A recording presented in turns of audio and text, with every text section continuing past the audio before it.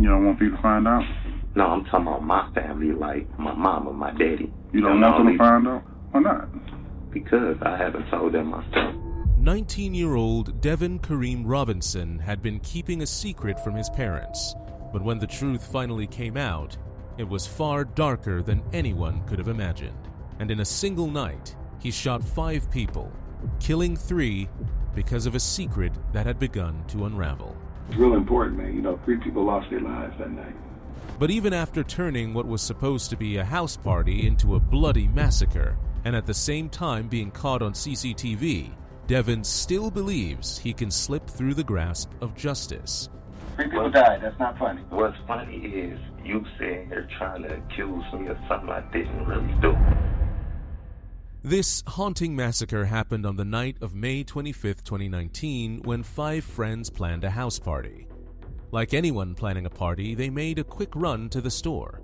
Alunte, Timothy, Paris, and Blair were just enjoying their night, unaware they were about to cross paths with someone who would turn it into a deadly encounter. Just right at the gas station, they meet Devon Kareem Robinson. Paris tried to strike up a flirtatious conversation, and Devon seemed to play along. Before leaving the car, Paris casually invited him to the party. Not long after, Devon showed up to their door ready to party. But what followed would turn a night of fun into a scene of sheer chaos. By morning, Blair was on the phone with police, begging for help. What's going on at the location, ma'am? I gave now. I apologize. That's okay. I just can't make it out of the house. And 2 of my friends are physically wounded.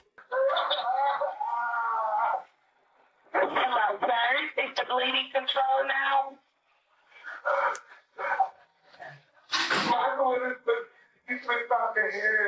And just a minute later, the officers received a second call, this time from Armand Matthews, who had also been at the party. Please, emergency before you came in and shot my friends.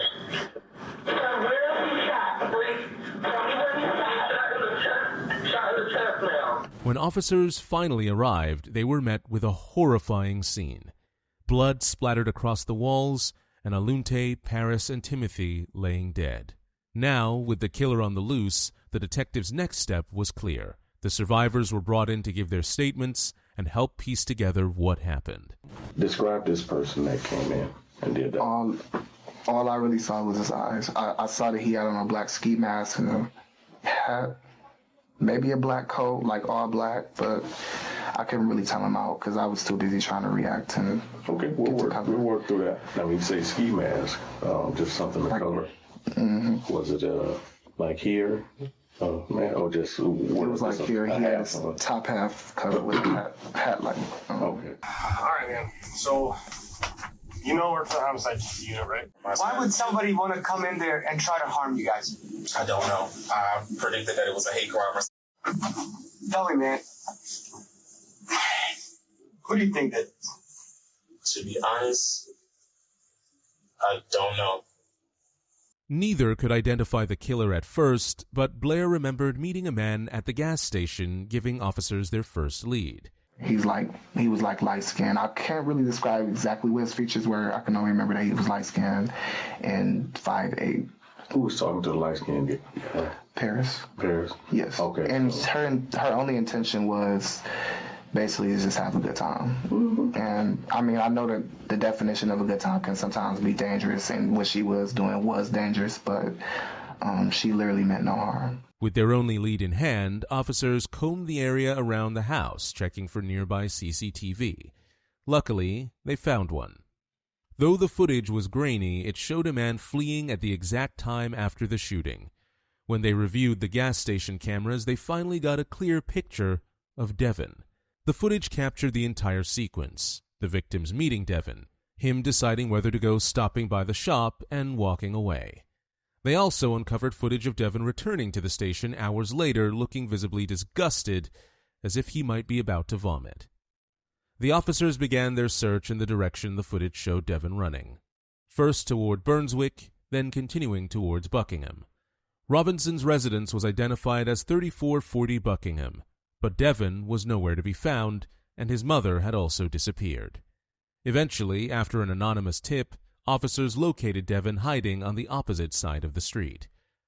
Without delay, officers took Devon into custody and began a session of interrogation that would uncover disturbing secrets no one was ready for. And I think the first question we want to ask you, just answer it simply. I don't want you to go into any details about anything. Do you know why you are here right now, today? Not really, but partial. Okay. Well, you've been arrested for triple homicide. Being here for triple homicide. And those three individuals that we know that you're responsible for shooting. Now, I don't want you to say anything right now, but we know that you're responsible for shooting. They had to secure enough to arrest you for the homicide. Now, we know some other things that happened prior to that. We know some things that they did to you that was not cool prior to that. We know that you were intoxicated prior to that, and when they took you back to the house, some other things happened. Okay, so we know exactly what you did, but we want to know why you did what you did. What was your emotional state during that time at night and everything else? You know, so that's what we're here to talk to you about. And we know pretty much everything, you know, based on electronic videos. Okay, you know, a lot of people want to talk about some wiretap stuff. Now, some things that was going on with these three individuals that you don't know that was going on. We were investigating them for some other stuff, some similar stuff that they did to you as well. But we have been investigating these guys, and we know they're involved in a whole lot more stuff than you even know about. Okay, but just like they took advantage of you, we understand they took advantage of some other people. There's some other complaints out about these guys. We are a homicide task force. Okay, do you know what that is? Well, I don't know too much about the police. Okay, so let me explain to what we are. We are a multi-jurisdictional task force. You know what jurisdiction is, right? Jurisdiction is like an area, right? Correct. So we investigate things long term. And like I said, these individuals that did what they did to you, we understand a lot more than you understand. You're not the first person they set up and did some things to. You know, we understand what you did. We know exactly what you did. But we also understand you was under some stress and under there were some things that was going on that night that they took advantage of you. We don't want you to be ashamed of anything. We don't want you to be sitting back where it's like you beating yourself up about all this kind of stuff, because we know what happened to you. And what happened to you was horrible. We know it was horrible. Without wasting a moment in such a delicate case, detectives went straight for the Reed technique. This time they rely on minimization, portraying Devon not as a monster, but as someone who had been wronged and was himself a victim of circumstance. The idea is simple. If he feels understood, he might open up. But this tactic works rarely, maybe one success in 10 attempts, and Devon is not facing a minor accusation. He is accused of triple homicide, and both sides know they have to play their cards carefully. But what detectives do not yet realize is that Devon is about to make this game far more difficult than they had imagined. You ain't gave us no problem. You ain't been no fool. You've been polite. Like he said, you're very articulate, extremely smart. I mean, so you not being a fool to us, we're not going to be a fool to you. Fair enough? Fair. Okay. And we know what happened, but we want to hear from your words exactly what these guys do, because we know, even though you kind of lost it at that moment and did what you did, but we both men too, and we understand we might have did the same thing. You know what I'm saying? When people are enraged or people are under a stressful situation, if you got alcohol or some other drugs was involved, you don't think properly. And sometimes you might do some things that you sit back later on and be like, damn, what the hell have I done? You know? Now, because we are a federal task force, and because we have FBI at our beck and call, we have Michigan State Police, Detroit Police, we have all these different entities to come in. Right. We have resources, of electronic resources. We have a lot of different technology that we can use, okay? Right. And I know for a fact that this stuff has bothered you enough that you actually kind of talked about it to people, because what we do, we scan the neighborhoods, okay? And we have these devices, just like you see Google Earth is around here taking pictures of neighborhoods, and you know, you can zoom in on a house and all this other kind of stuff. We have that technology too, where we can scan the neighborhoods and we can actually listen to conversations. You don't have to be on your phone sometime either. But what happened to you freaked you out, didn't it? Scared you up, messed your head up. We get that. We get that. But you need to talk about that. You need to talk about that. And we can go to the prosecutor's office and we can advocate for you and say, look, this guy's cooperating. He's, from the time we met you, walked you over, you've been nice as hell. You didn't treat us like we haven't treated you like right or wrong. Right. Okay? And so I just want you to understand this, that sometimes things happen, but when you cooperate, sometimes it's a lot better for you. You understand that? Right. And I know you might be embarrassed to talk about some of the things, but what we talk about in this room is between us right now. And we need to talk about some of these things, and we need to talk about some of the emotions you're feeling. I can see it right now. You like you're full right now. You look like you want to cry right now. You okay? Yeah, I'm good. You sure? Yeah. Okay. The detective keeps pressing, constantly talking about the evidence and trying to stir Devon's guilt. But Devon is no fool. For a long time, he simply sits there, calm and patient, letting the detective talk. He knows silence might be his best defense, and that short answers of yes or no are enough. Moreover, when the officers attempted to show empathy, his response was to laugh, revealing just how strong his defense mechanisms were at that point. His composure is striking, and even though the detectives are doing everything they can to make Devon feel emotionally comfortable, he's far too gruesome to respond, and that becomes clearer with every moment that follows. Anything, but you can feel free to talk about it. Right. Because we know that, I mean, unless we got it wrong, did somebody take advantage of you on that night? Ain't nobody take advantage of me. So you want to tell us what happened that night? I mean, what caused somebody to go in and shoot somebody? That, I don't know about that. That's not true. I don't know. That's the worst thing you do, too, because you create, what you show now is a consciousness of guilt. If you lie about something, you show a consciousness of guilt. And I'm going to tell you right now, that's not a good way to go. Just from me personally, I live in the area, the Berkshire and Mac. I've seen you at the gas station several. You grew up over there. I know your people. I've seen you over there. And me looking at you now, you're tired because you've been uneasy the last week or so because you've been just jumping around. So for me personally as a man, I know you personally as a man, your people. I know you ain't been sleeping. You ain't been eating. You know what I'm saying? You've been trying to get money to live, go different places to sleep.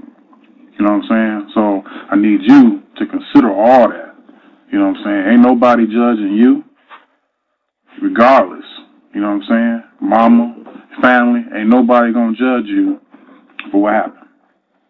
I can't judge you, he can't judge. Only one person can judge, and that's the man above. Right. You know what I'm saying? So it would be in your best interest to talk about it. Just to break it down on everything that happened, because denial would make it, you know what I'm saying, make it a little hard on you. And you don't need that, because we know, because of technology, I guess like my partner said, we were already looking at these guys. You know what I'm saying? We know some things that they did, and it ain't right. Let it out. I think you'll feel better. Get that monkey off your back.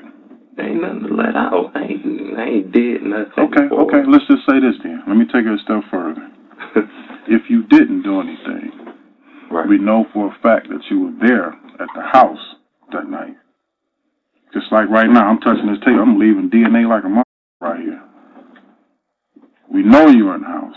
Along with the DNA evidence from the house, detectives had obtained CCTV footage of him meeting the victims at a gas station and footage showing a man dressed in black fleeing the scene. Using forensic analysis, they matched the suspect's build and movements to Devon. At this stage, there was no one else who fits the profile. Devon, however, believes that whatever happened would remain buried as long as he keeps his mouth shut. He knows his rights well and is using them to his advantage. But the real question is whether the detectives could push him into confessing with the mounting evidence stacked against him. You know, you saw the news, 3 people killed over there on Berkshire, right? Right. So you know them. You've seen them before. I never seen the faces on the news. No. Okay. I seen me on the news. You saw you on the news at the gas station, right? Yeah, I got a picture of that in here. Right. Yeah, but let's just say Paris as being one of them. Right. Do you know Paris? Not for that night. Well, period. No, I'm saying. Let's talk and leave that night alone. That night. No, I'm talking about that night.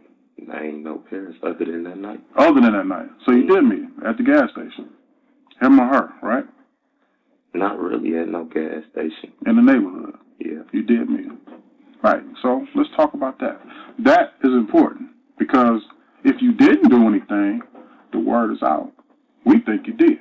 Right. So it's up to you to clear it up. Right. It's up to you to clear it up. So that we ain't even got to get to the point of them leaving this earth. Right. You know what I'm saying? We can talk about everything happened before that. Because maybe you didn't. Right. Maybe somebody else came in. Maybe somebody else in the house and they took advantage of them after what they did to you. We know about that. We know that you had was performed on you. Some acts was performed on you in the house over there. I know that. Right. So you admitting that. Right. Okay. From claiming, "I have never seen their face," to admitting he had an intimate encounter with them, Devon completely flipped his story. The turning point came when detectives suggested that someone else might have committed the murders after Devon had left. Believing he could shift the blame, Devon walked straight into the trap. It was only a matter of time before he would unravel a shocking story. That's the stuff we talk about. Everything that happened with that and beyond. What happened when you left, what time you think you left, and where did you go afterwards? How did you get there? Did somebody ask you to come over? All that stuff is important. Right. You know what I'm saying? So we don't have to talk about a shooting or anything of that nature. We don't have to talk about that. We can talk about what you did when you were there. What led up to you having acts performed on you. Who performed the acts on you. All that's important. No judgment. No embarrassment on your part. We got to talk about it. We have to talk about it. You understand? You understand that? It has to be said. Right. I think you probably feel better, even though you don't want to admit that. I think that was just because you've been thinking about this stuff. Like my partner said, you voiced it to other people about your role. So we got to talk about it. Ain't no ifs, ands, or buts about it. Or maybe we got to talk about it. Right. Just the fact that there were acts performed. That's DNA. Right. So we got audio, we got video, we got DNA, all that put you over there in that house. Put you in contact with victims. Right. So denial of that alone is not good. Denial of what? The fact that you guess you did deny because you said that you knew him, you met him that day. Paris, right? That night, right. So we got admittance there. So can we talk about you meeting Paris that night?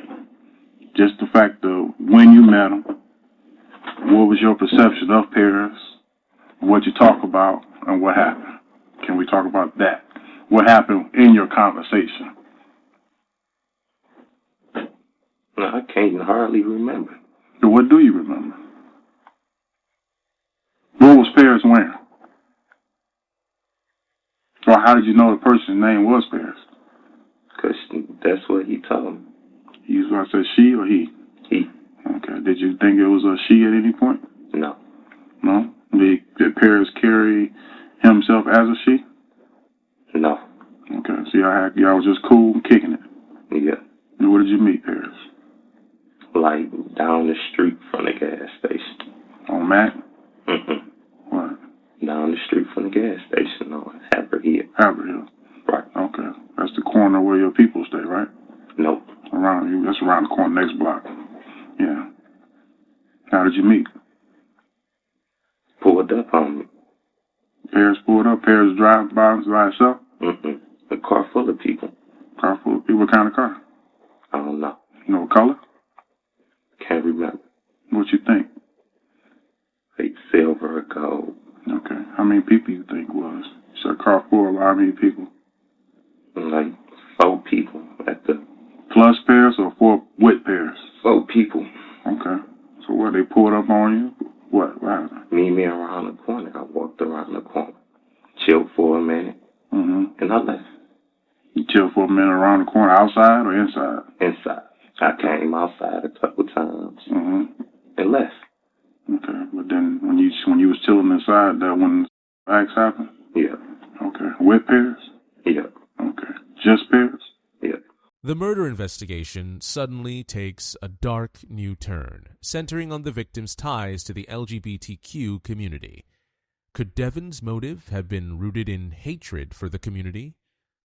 But if that were true, why did he willingly engage in physical activity with Paris in the first place? These contradictions raise more questions than answers, but very soon all these questions are about to get clear answers. Where were you in the house when you and Paris did this? Where were you in the house? I can't even remember. Do you remember going up some stairs or down some stairs? Was it dark? Was it light in the room? I can't remember. All I remember is talking about they about to leave. So I left and went home. So some people said they about to leave. Yeah, everybody was talking about leaving. Okay. About what time was this? In the daytime, the evening time, night, late night, early I morning? can't remember that. It was late at night. Late at night? I don't remember the time either. So did you pay Paris for the wax? No. No. It just happened? It just happened. Okay. All right. And there wasn't no rift with y'all or nothing? No. Now, you got Paris, the 4 people. Was Paris and 3 others, right? Or was it Paris and 4 others? It was Paris and some other people. I can't remember. All of them came back to the house? Yeah. Was there other people at the house when you and the other 4 got to the house? Yeah. Okay. Males, females? Males. Males. Was anything going on in the house? People drinking, smoking? Drinking. Oh, yeah. Was music going or what? No music. You remember what it looked like inside? It looked like somebody was working on the house. Okay, so the house was under construction? Yeah. Okay, all right. You sit down at all? Yeah, I sat down. I chilled for about 20, 30 minutes. Oh, man, y'all worked fast, huh? You got to the point real quick, huh? That's the thing right there. So you understood when you going in this house, you went in with the understanding that this act was going to happen? Yeah. So y'all talked about it on the way? Or why? When I got around there. When you got around there, y'all talked about this was going to go down? Right. Okay, so you got in, you met. So the time you met Paris around the corner from the gas station to the time you got to the house, right? Before you went in, y'all had understanding that act was gonna happen. Right. Okay, so then you went in and the act happened. Right, and then I left. Okay, and then while the act was going on, do you remember the other 4 being around, or did y'all go to a separate part of the house? Like, we was in our own little separate, but my was still walking around and stuff. Oh, so you do remember people walking around while the act was going on? Right. Okay. You remember closing the door? Was the door cracked or what? You got a little light come from the hallway? Was the lights on? Was it daylight? Can't remember. Can't remember. You just take your clothes off? Did Paris take clothes off? Are y'all naked? No. No? Just pull your pants down and back went on. You know, or you don't remember? That's exactly what happened. That's the thing. Don't nobody know that. Don't nobody know what? Huh? Don't nobody know? The down low. For you? Yes. What Devon means by nobody knew isn't about his private encounter with Paris. It's about a bigger secret that he desperately tried to hide, but was about to reveal now. Nobody knows, not even my mama. Okay. Not my pops. Nobody. So, okay. So don't nobody know that you're down low. So, with that being said, that's the point of what we're talking about. Now, were you threatened to be exposed? No. That's one I ain't mad about. It's the thing that everybody's finding out. You don't want people to find out? No, I'm talking about my family, like my mama, my daddy. You don't want them to find out? They're the only people. That you don't want to find out? Why not? Because I haven't told them myself. But I want to feel like I wanted to tell them before. You want to tell them what? That you were down low? Yeah, but can't.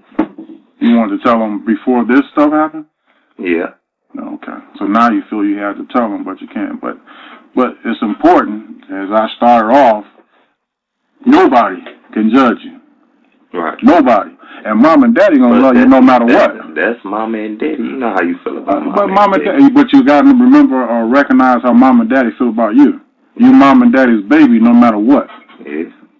I mean, and your choice of lifestyle is not gonna change their love for you. Right. You understand that, right? Right. Right. So, but you can't move, at this point, you can't move forward in life worrying about mom and daddy finding out and finding out not from you. Right. Because at this point, you a man and you got to man up and deal with your consequences of things that happen. You know what I'm saying? Right. At the end of the day, even when you man up and deal with the consequences of your life and things that you're responsible for, mom and dad gonna love you. Yeah, because, you know, the LGBT, what is it, the whatever that, you know, some lesbian, gay thing, that's huge. Right. So they've been, you know, activists has been, you know, speaking out on it. Mm-hmm. So it's out that some gay individuals was killed. Right. But the circumstance or the facts of the circumstances is not out because we don't know. That's why we're here. That's why we're here to talk to you. Right. So yes, it's out. Mom and dad knows, and they probably assuming. This is exactly the kind of information the detectives were waiting for. It could explain a motive for the murder, a way to silence the victims before they spoke and Devon's parents found out. He had turned their home into his own personal Las Vegas, where apparently whatever happens there is meant to stay there. But the story is not over yet. There are details that are still in the dark and also remain a clear confession. And what comes next is a deep dive into the mind of the suspect, revealing how Devon thinks, what drives him, and the secrets he keeps hidden. My thoughts was maybe when you were in that house and the act was going on, maybe somebody said whatever, or maybe somebody went live or started taking pictures or something, and you found out. I don't really care about none of that. Like, it's just that I always wanted to tell my mom and my daddy first. Mm-hmm. That's right. So did you think somebody was going to say it first or tell them first before you? Because at the end of the day, my preference is my preference. You gay, I'm gay, so what's the point? Mm-hmm. How is it going to hurt? It won't. Okay. Exactly. Mm-hmm. Right. So are you hearing yourself? Yes. Right. So you asked her how you going to tell mom and dad, but you're saying it out loud right now. Yeah. So I'm still saying that's how you tell mom and dad. You just say it. But when you get in front of them, you freeze up, get scared, nervous. What mom go say? What pops go say most of all? What you think they're gonna say? Excuse me, I'm sorry. No, you good. Yeah, what you think they're gonna say? I don't know. Think about it for a second. What you think they would say? First, my pops, I think he'd disown me. Why? But at the same time, he wasn't. Because I got a sister that liked girls. So. See, this ain't 1929 no more, man. This is 2019. Parents are a lot smarter than you think. Right. People are a lot open to things than you realize. But my biggest thing was with you is with this memory loss. You don't remember certain things. And, you know, that's part of the thing we need to talk about. Right. And it's real important, man. You know, 3 people lost their lives that night. Right. 3 human beings. Right. And they were gay, you know, obviously. Right. But they were still human beings, right? Right. And so nobody deserves to lose their lives like that. And there's got to be a reasonable explanation for why. And we know you know why. Why would I know why? Because you were responsible for it. And you know, we know you were responsible for it. Now, I'm not trying to get you upset or anything like that, because you and him got a real good rapport right now. Could you sit up, please? Could you sit up, please? Let's not do that, okay? We're professional officers, okay? We treat you professionally. Let's keep it that way. If you'd rather talk to him, that's even better for me. I mean, you want to talk? It ain't nothing. It ain't what you saying. It is what you saying. You basically accusing me for something I didn't do. Then you need to explain, if you didn't do it, you need to explain to us why you didn't do it. Because we have another... Listen to me for a second. Listen to me for a second. Look me in the eyes, okay? Yeah. We know exactly what happened, what went down, okay? We know that you know exactly what went down. So I'm not accusing you in the sense where I'm saying, hey, look here, you did this and we don't know what you did. We know exactly what you did. Now, if you want to come in here and not talk about it, that's okay. We understand that. But you got to be real with yourself, too. Look, the only reason I was around there is because I'm gay. Mm-hmm. That may be true, and Devon could have been drawn in by the party invitation. But that's only the first half of the story. What comes after the interval is a sudden shooting, turning a house into a bloodbath. To piece this together, detectives must dig deeper, retracing the events from the beginning to spot any gaps in the story. Even with mounting evidence, a confession is what could truly seal the case. The final story is about to emerge, but will the confession come along with it? So you guys go into the house, right? Right. When you go into the house, is anybody inside the house before you get into the house? Yes. Who's in this house? I don't know the people that's in there. How many people is in there? I'm not very sure. How many people you think are in there? Just from what you remember. Still ain't sure. Okay, I mean, how many people do you see when you first walk into the house? Other than the 4 that's with you. I seen 1 or 2 people. 1 or 2 people. Were they all males? Yes. Okay, so 2 males. Were they old or young? Young. Younger males. And what were they doing and where were they at in the house? Were they in the living room when you first walked in? There was one right there in the living room when you first walked in, and someone in the back room. In the back room. So you got one in the living room. Where is he? Is he sitting or standing or what? Standing. He's standing. Where is he standing near? The door. The door. Mm-hmm. The front door or another? Front door. Front door. So he's standing near the front door. And then you have somebody in the back that you can see. And where can you see them? Are they going into another room? Are they in the kitchen or something? I really don't know. I just knew it was 1 or 2 people in there when I first got in there. It was 2 new faces I didn't see. 2 new faces, okay. And so when you get in there with these other 4 guys, what do? Shit, me and Paris slid off. You and Paris slid up to where?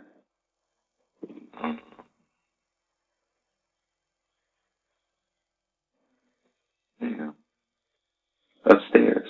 You go upstairs. Right. So you and Paris slides upstairs, and upstairs, what's upstairs? Just 1 room. It was like 1 room that's actually stable for somebody to sleep in. I don't think the house was. Okay. So the rest of the house looked like it was a fixer-upper or something. Mm-hmm. Okay. So when you get upstairs, this 1 room looks like somebody actually occupied his room and sleeping in this room. Mm-hmm. And the reason why you think that is because there's a bed in this room? Yes. Okay. So there's a bedroom. Is there a dresser in this room? I don't know. Okay. Are there lights on in this room? No.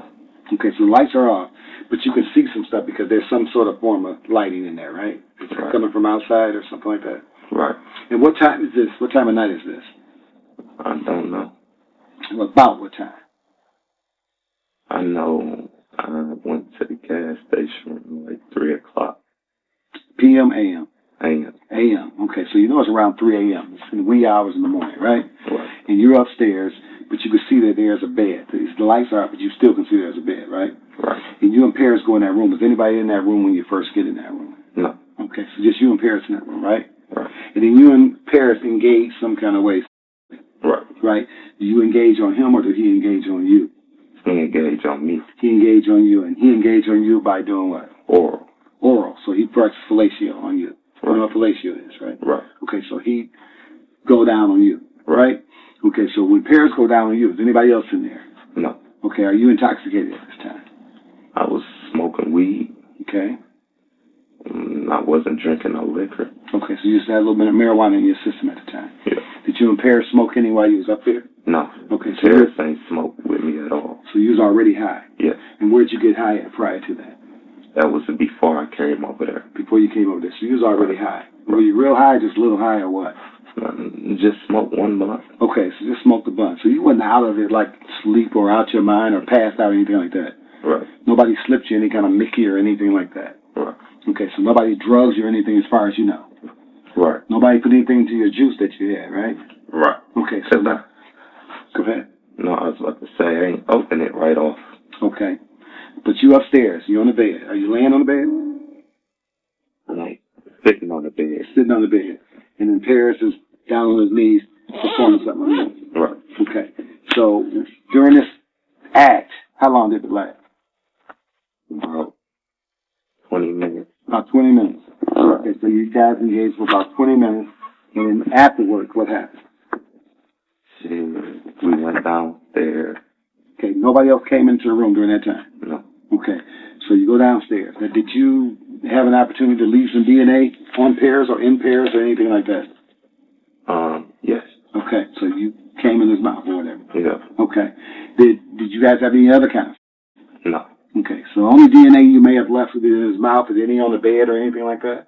I wouldn't know. Okay. So then, from that point, you said you guys go downstairs. Right. And when you go downstairs, what happens? Everybody's talking. Everybody's talking. Yeah. So the same other three that got out that car, they still downstairs. Right. Okay. What about the other two that you saw when you first came in the house? They're downstairs. They still there too. Okay, so we got at least 5 people downstairs, and you and Paris come downstairs, correct? Right. Okay. And when you come down there, everybody's talking, and what else happens? We walk outside, we talking. Everybody talking out there is about to leave. Okay. So I went home. I went to the gas station, grabbed me some cigarettes and another juice. Took it in. Okay. Took it in and knew what? That's it. You went home? I went home. That was it? That was it. For the whole night. For the whole night. Devon accepts his identity clearly, but is still reluctant to confess. In reality, everything he says is true, but the way he describes how the night ended is a lie. He did go out after engaging in a private moment with Paris, and he was seen on CCTV at the gas station again. But this time, he looked disgusted, as if he was about to vomit. And more importantly, he didn't spend the rest of the night at home. Instead, he went back to their house, still filled with revulsion from what had happened earlier. You leave, you go home, and when you go home, what do? Take a shower and go to sleep. Take a shower and go to sleep. And you're at home that whole time, right? Yes. Until what time? Until like 11 o'clock. A.M. A.M. Next morning? Mm-hmm. Well, same morning. Daylight. So about 11 o'clock. And 11 o'clock, what do you do? I go down to my pops in a little place on Buick. What's that kind of place? What is it? No, I'm talking about where he stay at. Who? My pops. Your pops? Yeah. Okay. So when you went home, you stayed with your mom? Mm-hmm. Okay, so when you went home, was your mom home? Yes. So when you came in, did your mom know you had come in? Yes. Okay, she saw you come in? Yes. She observed you come in, right? Yes. You came in by yourself? Yes. My auntie was laying on the couch. Your auntie was laying on the couch? Yes. And nobody saw you leave, what you're saying? You just went to sleep, right? Yes. So you didn't leave at all? I didn't leave. Okay. So you have a twin brother? No. I'm being serious. This is real important. You have a twin brother? I got a brother. I got a brother that look just like me, though. He look just like you? Same kind of hair? I don't know. I don't know if he got it now. He doing time. Right. He's not out, though. He's in jail, right? Yeah. And the clothes that you had on that night, what clothes did you have on that night when you walked into the house? My army fatigue jacket. Army fatigue jacket. And what else? And my Adidas hat. And you say you never left back out? When I walked into my house, you never left back out until like 11 o'clock. You never left back out shortly after you went into the house and left right back out. You never left back out like that. Yeah. That's what you're saying, right? I never left back out. Okay. Although the brother couldn't serve as his alibi, he continues insisting that he never left his house, essentially claiming to be home the entire time the shooting took place. But with all the evidence stacked against him, the detectives have just one simple question. A question to which every guilty suspect always answers yes. Do you ever have a history of memory lapse? I don't know. Have you ever... Hold on. What is a memory lapse? Have you ever had a problem where you can't remember certain things? Sometimes. Sometimes. And when does that come on? A lot when I smoke weed. You smoke weed? Yeah. Okay. And so you can't remember certain things that you did the night before or during that time or something like that? Is what you said? Like, it'd be stuff that I forget right then and there that I just said, like, damn, I'm just thinking, I forgot. But you wouldn't forget shooting 3 people, would you? Come on now. You wouldn't forget that, right? Hell no. So then you must not be telling us the truth. Because we have videos of you going in the house and coming right back out shortly afterwards and going back to that house. Mm-hmm. Okay, we have videos of that. Now, can you give an explanation why you don't remember that? Because you just told me you left out at 11 o'clock, and that's not true. Right. We have actual videos. So either you forgot or you're lying to me. Which one is it? Nah, I ain't forgetting. I damn sure ain't lying to you, because I did. Well, you did, because we have you on video coming out, going back to the house. So I didn't. How you gonna make me admit to something that I'm not trying to make you. I'm trying to That's what you just said. No, but you got. Remember, I told you we're gonna keep it 100. Listen though, because you don't want to. Where your auntie and mom was at the house when you got there, so we don't want to get mom and auntie involved in this in a negative way, because we have video. That's some words. We'll see. We ain't hate nothing nor truck nothing today. So we're trying. We get something, but we got video. Nope. Mind you, we were already investigating them, and then we have video from other sources of you running out of the house that you had repairs or actually performed on you. That video, you run out up the street, cut up the side street to your mom's house. Mind you, there's cameras everywhere. We had cameras everywhere. Right. It's tracked you. Right. Boom, boom, boom. We can piece all that together. Right. Nope. I'm listening to you. But I need you to hear me. If you're listening, hearing. No, right. So I'm just saying. Memory loss or whatever the case may be. We told you what we have. We tracked you on video, not just tracked you from a dog, which we can do that. We did that as well. Boom, boom, boom. In the house. Running. That's a fact. Just not no ifs, ands, and buts, or maybes. That's a fact. I'm going to sit back and let y'all finish talking. Just want you to know that. So I feel you trust me, so I want you to know that's no. We have that. I'm going to let my partner. The interrogation reaches a boiling point, and the detectives lay out every piece of evidence they have against Devon. Yet, he shows no signs of confessing. The sympathy tactic fails. Confronting him with evidence fails. And even baiting him with false alibis fails. All that remains is for the detectives to turn up the pressure and see if Devon finally falters. Right. Trying to give you the straight up facts about what we know. But how can you... Y'all telling me what y'all know, but I know for sure that I didn't do anything. Well, why would you go out and tell somebody that you did? Why would you go tell somebody that you did? Quit. Let me tell you something. Quit laughing. It ain't funny, man. Because, 3 people died. 3 people died. That's not funny. What's funny is you sitting here trying to accuse me of something I didn't really do. That's what's funny. That's the only reason. Well, then why are you telling people that you was the one that went in there and shot? How would you have all this knowledge if you didn't do all of this?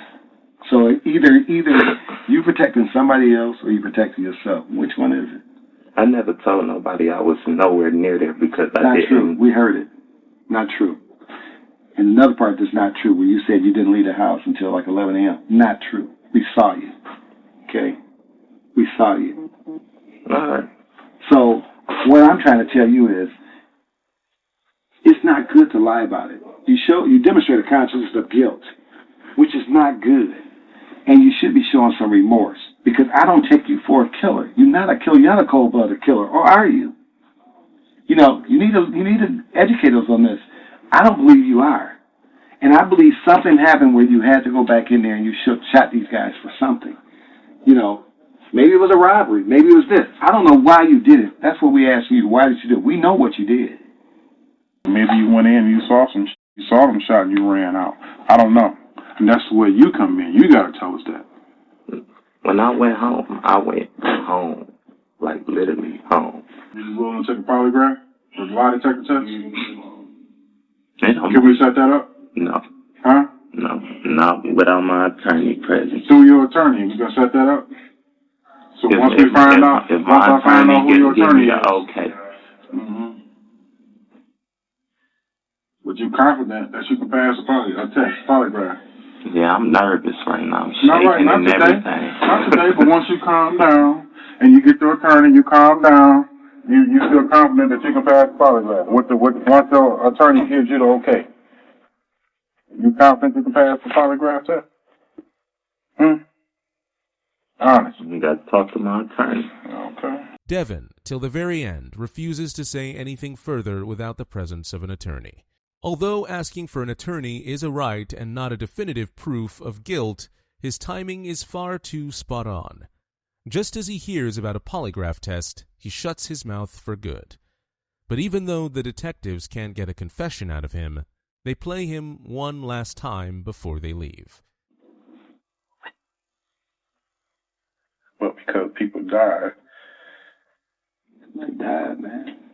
It would have been better if you said your story and told why. And I did that. Nah. And you will be honest. Okay.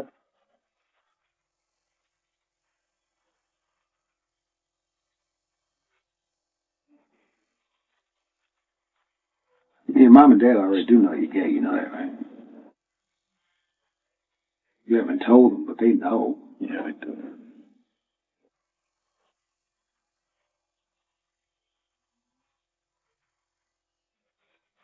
I think they hate hearing more that you actually killed people, told you being gay. Unfortunately, the interrogation ended without revealing the reason behind the murder or producing a clear confession. But from his stories, it was clear that everything had been done to silence the only people who knew what he had done. So, what do you think? Was it really just about hiding his identity, or was there a deeper reason behind this horrific triple murder? Finally, Devon Robinson, convicted of a 2019 triple homicide targeting members of the LGBT community in Detroit, was sentenced on June 1st, 2020. The sentencing took place in Wayne County Circuit Court in Detroit, Michigan. Robinson received 3 consecutive life sentences without the possibility of parole for the first-degree murder convictions of Alunte Davis, Timothy Blancher, and Paris Cameron. Additionally, he was sentenced to 10 to 20 years for each count of assault with intent to murder, and 2 years each for 5 felony firearm convictions.